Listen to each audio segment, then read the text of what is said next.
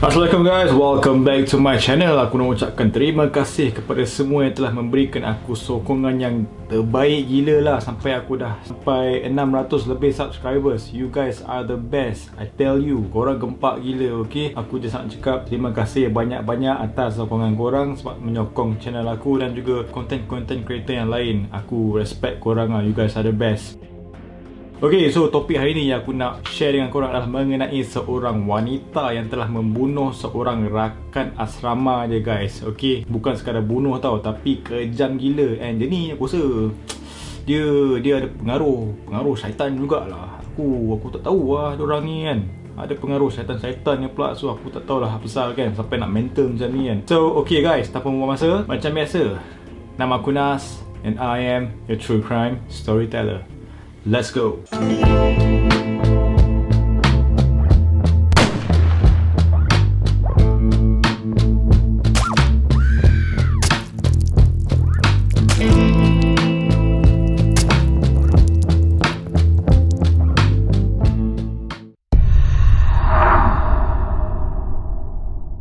Krista Pike atau nama sebenarnya adalah Krista Gail Pike dilahirkan pada tahun 1976 bertempat di West Virginia, Amerika Syarikat. Semasa dia kecil, dia telah dibesarkan dan juga dijaga oleh nenek dia. Tetapi ada satu hari ini, dia punya hidup terus berubah 180 darjah guys. Sebabkan dia punya nenek dia telah meninggal dunia. And ever since, dia telah tinggal bersama ibunya yang merupakan seorang kaki botol dan juga seorang penagih dadah. So dari situ, dia punya hidup tu dah menjadi macam kacau bilau lah. Dah macam bungan terbalik lah. And dari situ dia telah mempunyai beberapa sifat yang buruk tau, okey. Dan salah satu sifat buruk ni adalah mencuri, di mana dia suka mencuri sehinggakan dia punya perangai suka mencuri ni menjadi teramat teruk sehinggakan dia dipaksa untuk berhenti pergi ke sekolah guys. Memang sedih lah, dia punya childhood ni memang agak orang kata very tough childhood. Dan kemudian Krista telah dimasukkan ke dalam program kemahiran di University Tennessee dan di situ dia telah berkenalan dengan seorang lelaki yang bernama Tederill Shipp. Mereka berdua kemudian saling jatuh hati guys sebelum menjadi pasangan kekasih yang menganut ajaran Satanism. Okey, aku macam dah dapat tahu dah ke mana jalan cerita ni nak pergi sebenarnya, okey. Kemudian terdapat seorang lagi pelajar perempuan yang rapat dengan mereka yang bernama Shadola Peterson. Okey, so bila dekat sana tu, diorang tiga berekor ni dah jadi best friend lah, okey. And time tu Krista dia teramatlah mencintai terhadap Tederill guys. Bagi dia, hanya dia seorang yang layak untuk memiliki Tederill. One and only. Kekasih hati. Dahsyat betul lah diorang ni. Dan dalam dia punya percintaan dengan Tederill tu kan, okay, keobsesian Krista ni terhadap Tederill ni sampaikan ke tahap ia telah menimbulkan kebenciannya terhadap seorang pelajar perempuan yang dikenali sebagai Colleen Slammer.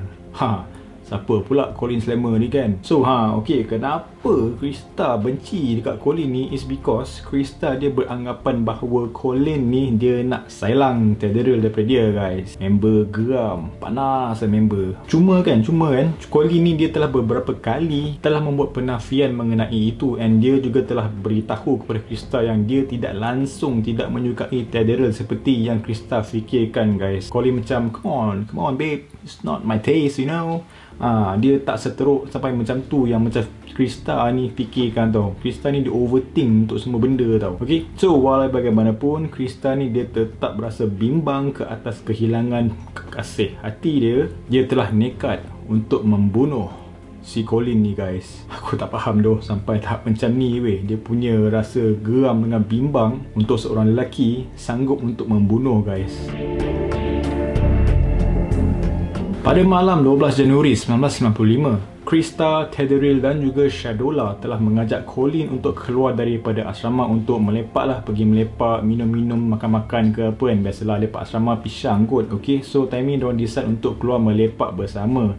And time tu biasalah Colleen ni ibarat dia macam orang barulah dengan tiga orang ni kan. Sebab tiga orang ni dah rapat. So Colleen ni dia macam dia baru kenal. So time tu Colleen ni dia langsung tak rasa curiga langsung tau, okay. And dia pun telah bersetuju untuk mengikut mereka pergi melepak. Tetapi tanpa tanpa Colin sedar, dia telah dibawa masuk ke dalam sebuah hutan. Dan di situ barulah Colin tersedar bahawa dia sebenarnya sudah pun termakan umpan si Krista ni guys. Dan dekat situ apa yang berlaku kan, okay, Colin ni dia diejek terlebih dahulu lalu diseksa oleh Krista dengan begitu kejam guys, hampir selama 1 jam tau. Krista duk bahan-bahan dia, cakap dia itu ni, maki hamun, cakap kau nak sailang balak aku lah, apa benda semua kan. And aku tak tahu apa yang telah merasuki si Krista ni kan. Dia telah membelasah dan juga mengelar Colin di bahagian leher dengan menggunakan pisau lipat yang dibawa guys. Tak pasal tu, apa tu salah Colin. And apa yang lagi dahsyat kan, apa yang lagi dahsyat is apabila Tadderell bertindak untuk mengukir simbol pentagram pada bahagian dada Colin guys. Dia dah kena belasah teruk sampai dekat sejam and kena macam ni pula. And selepas mereka telah puas menyeksa si Colin yang malang ni, Krista mengambil satu ketulan batu yang besar dan menghentakkannya pada kepala Colin guys, dengan 5 hentakan yang amat kuat. Bila aku sebut amat kuat tu is sampaikan dia punya muka hancur guys. Jadi hancur dan tengkoraknya pula pecah weh. So boleh imagine tak, ambil batu besar hentak kuat-kuat sampai pecah weh tengkorak member. Okay, selepas tu kan, okay lah, ni momen mental ni nak kena setting duduk ayatnya. Okey, sebelum mereka beredar, Krista sempat mengambil serpihan tengkorak Colin untuk dijadikannya sebagai cenderahati pembunuhannya guys. Gila sick bye. Ibarat macam satu achievement, itu adalah satu hadiah untuk dia selepas dia membunuh Colin ni. So selepas mereka dah settle dengan pembunuhan si Colin ni, mereka pun pulang ke asrama. And Krista ni dia punya rasa bangga apabila dia pulang ke asrama tu, dia menunjuk serpihan tengkorak Colin ni kepada penduduk asrama di sana guys. Dan pada masa yang sama, pakaian yang dipakainya masih lagi berlumuran dengan darah Colin guys. Kalau aku tercengang tu, okay, kau sampai asrama, kau pegang tengkorak tentang siapa dengan baju kau berdarah, jam tu aku.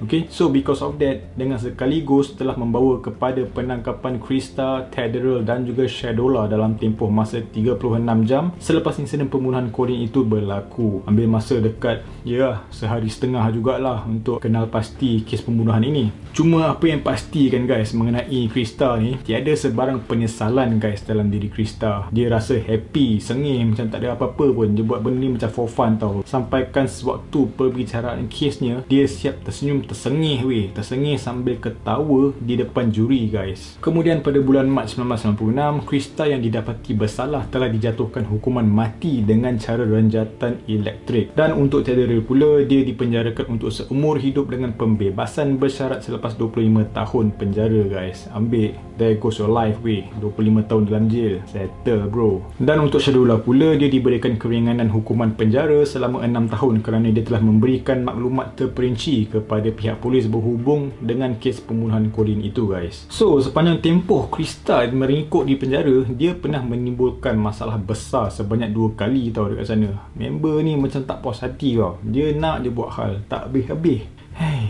Pertama, dia ada melakukan percubaan untuk membunuh seorang banduan wanita dengan mencekiknya. Dan kedua, Krista pernah mencuba untuk melarikan diri daripada penjara. Kemudian terdapat seorang pengawal penjara yang bersubahat dengan Krista telah dihukum penjara selama 7 tahun.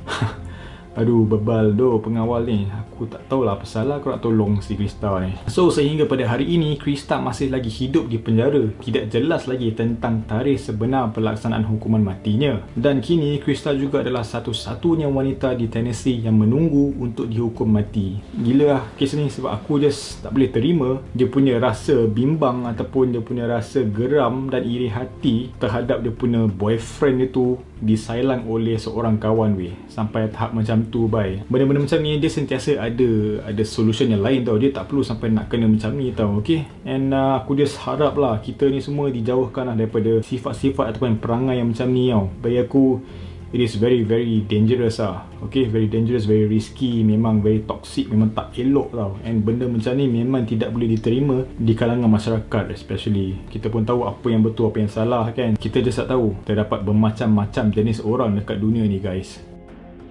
So okay guys, aku nak cakap thank you so much sebab tengok video aku berawal sampai habis. And aku nak cakap minta maaf kalau aku tersalah cakap, tersalah info dan juga tersinggung perasaan sesiapa. Aku nak minta maaf, but I will always do my best in my next video. And aku look forward for next video for you guys. Thank you kepada semua subscribers yang telah menyokong aku daripada aku 0 subscriber sekarang sampai 600 lebih subscriber.